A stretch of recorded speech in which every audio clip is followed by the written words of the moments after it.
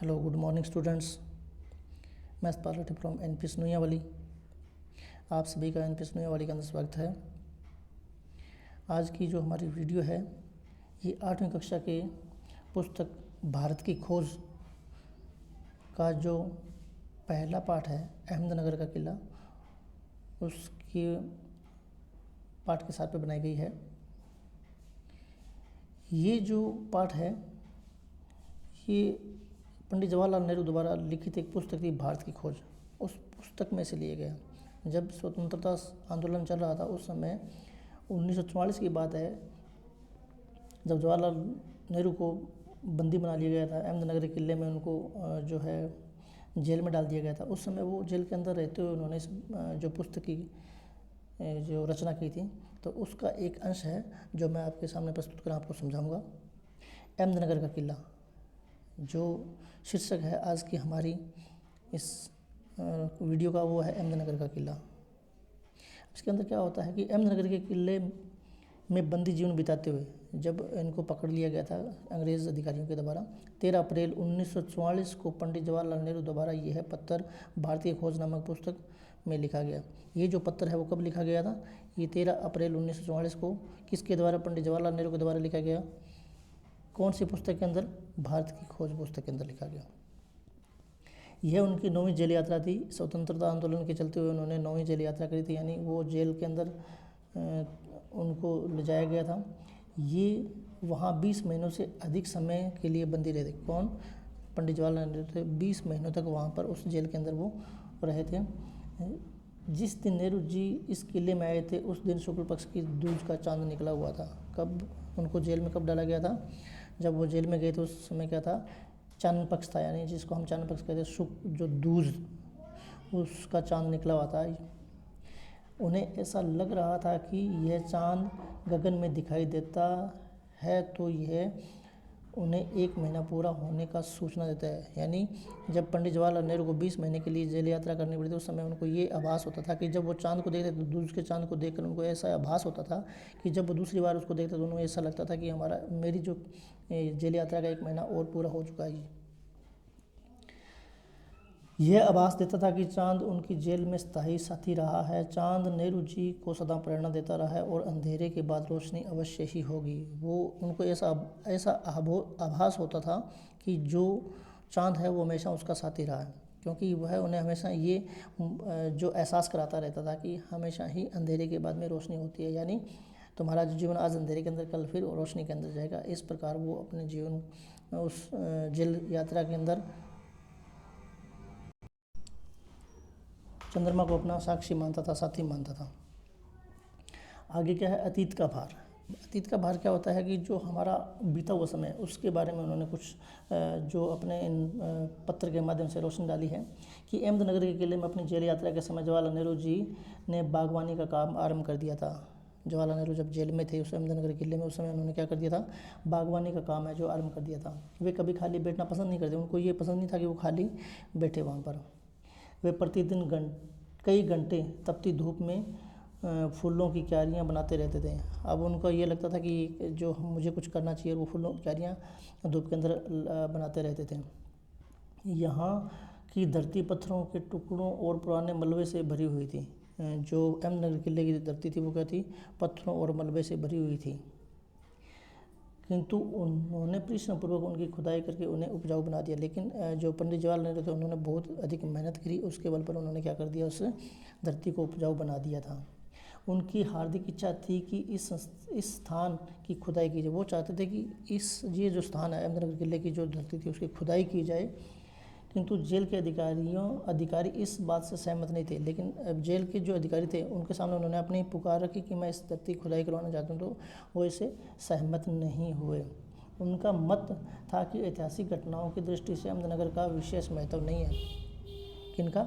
अंग्रेज़ों का ऐसा मान्यता थी। उनका यह मानना था कि ऐतिहासिक घटनाओं के साथ इसका कोई इतना बड़ा महत्व नहीं है। किंतु यहाँ से जुड़ी एक घटना आज भी याद की जाती है।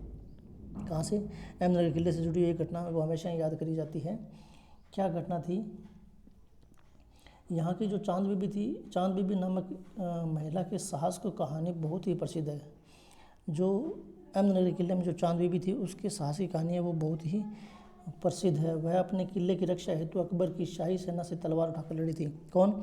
चांद बीबी थी। वो अपने किले की रक्षा के लिए जो अकबर की शाही सेना थी उसके साथ तलवार उठाकर लड़ी थी, यानी अकबर का मुकाबला जिसने किया था। ये एक ऐतिहासिक घटना थी, किंतु अंत में उसकी हत्या करने में किसी उसके ही आदमी का था, लेकिन उसके जो हत्या होती है उसमें जो उनके सैनिक थे, उनके जो अपने आदमी थे, उनमें उनका ही इसमें हाथ माना जाता है कि जो चांद बीबी थी उसकी मृत्यु के कारण उनका ही कोई साथी था जिन्होंने अकबर के साथ मिलकर उसको विश्वासघात किया और उसकी जो है हत्या कर दी। ये एक ऐतिहासिक घटना थी अहमदनगर के किले की। उसके बाद में जो नेहरू जी की इच्छा थी कि किले के आसपास की ज़मीन की खुदाई करके पुरानी इमारतों के टुकड़ों की खोज की जाए। नेहरू जी क्या चाहते थे कि जो पुरानी इमारतें इनके जो टुकड़े उनकी खोज की जाए, किंतु अधिकारियों ने इसकी इजाज़त नहीं दी। अंग्रेज़ अधिकारी थे, उन्होंने इस चीज़ की इजाज़त नहीं दी। उन्होंने कुदाल छोड़कर कलम उठा ली। जब उनको ऐसी इजाज़त नहीं मिली तो उन्होंने क्या किया, फिर कुदाल छोड़ दी और कलम उठा ली। जेल में रहते हुए उन्होंने पहले तो खुदाई की क्यारियाँ बनाई, मतलब वहाँ पर परिश्रम मेहनत किया, लेकिन अंग्रेज़ अधिकारियों ने जब उनकी परमिशन नहीं दी उनको खुदाई की तो उन्होंने क्या कर लिया, कलम उठा लिया। उन्होंने निश्चय किया कि जब तक देश स्वतंत्र नहीं हो जाता, क्या निश्चय किया कि जब तक देश स्वतंत्र नहीं हो जाता तब तक वे अपनी लेखनी को रुकने नहीं देंगे, यानी वो हमेशा अपनी कलम, लेखनी मतलब कलम होती है, उसको रुकने नहीं देंगे, लिखते रहेंगे। उन्होंने कहा था कि न तो ईश्वर का दूत बनकर भविष्य के विषय में लिख सकते हैं। वो अपने बारे में कहते हैं कि मैं कोई ऐसा इंसान नहीं हूँ जो ईश्वर का दूत बनकर भविष्य के बारे में लिख दूँ, आने वाले समय में क्या होना चाहता है, क्या होना हो सकता है, लेकिन और न ही इतिहासकारों की भांति अतीत के बारे में लिखने में सक्षम। और वो कहता है न ही जो बड़े बड़े इतिहासकार होते हैं उनके भांति में जो अतीत में जो बीता हुआ समय तो उसके बारे में मैं लिखने में इतना कुछ सक्षम नहीं हूँ। वे तो केवल वर्तमान विचारों को अतीत के विचारों में से जोड़कर उनके विषय में लिखना चाहते थे। जो जवाहरलाल नेहरू थे उन्होंने कलम उठाई और वो चाहते थे कि मैं कुछ लिखूं, लेकिन उन्होंने कभी भी ऐसा नहीं माना कि मैं ईश्वर का कोई दूत और मैं आगे भविष्य में के बारे में लिख दूंगा कि भविष्य में क्या होने वाला, और ना ही वो कोई इतिहासकारों की बात थी जो अतीत में बीती हुई घटनाओं को उनको अच्छे से लिख सकते। लेकिन उनका ये था कि जो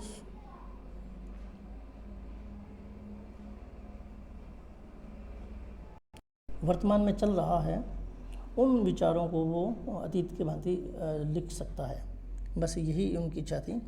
उसके बाद में एक उन्होंने अतीत का दबाव के बारे में प्रकाश डाला। अतीत का दबाव क्या है कि पंडित जी कहते हैं कि जिन लोगों की सभ्यताएं बहुत पुरानी होती है, जिन लोगों की सभ्यताएं बहुत ही पुरानी होती है उन्हें अच्छा या बुरा दोनों प्रकार का दबाव अभिभूत करता है। क्या करता है? जिन लोगों की अतीत जो सभ्यताएं बहुत पुरानी उनके ऊपर क्या होता है कि अच्छे और बुरे दोनों प्रकार के जो दबाव होते हैं वो अभिभूत करते हैं, उनको प्रभावित करते हैं। मतलब वे अपने विरासत के विषय में विचार करते हैं कि उन्हें पिछले हज़ारों वर्षों में जो कुछ भी मानवता से प्राप्त हुआ है। कौन? जो पुराने जो संस्कृति या सभ्यता से जुड़े हुए जो लोग होते हैं वो अपने हमेशा विचार करते हैं कि उनके हज़ारों वर्षों से जो मानवता से जो प्राप्त किया है क्या वही उसकी विरासत है। क्या वो ये सोचते रहते हैं कि क्या वही उसकी विरासत है। वे स्वयं को मानव की बीजों के उल्लास, पराजय की पीड़ा एवं साहसी कार्यों का आनंद का भागीदार मानते हैं। यानी उनके पूर्वजों के द्वारा जो भी साहसी कार्य किए गए, जो भी उन्होंने खोया, उन सब के बारे में उनको भागीदार मानते हैं।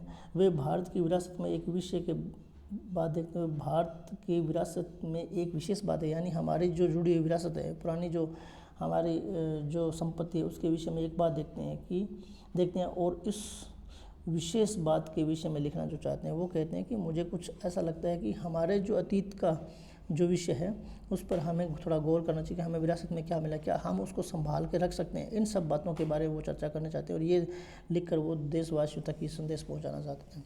तो ये था हमारा अहमदनगर का किले की जेल के अंदर जो चाचा नेहरू थे, यानी जवाहरलाल नेहरू जी थे, वो जेल में बंद रहते। उन्होंने एक पत्र लिखा था, एक पुस्तक थी उनकी भारत की खोज, उसके अंदर लिखा गया था।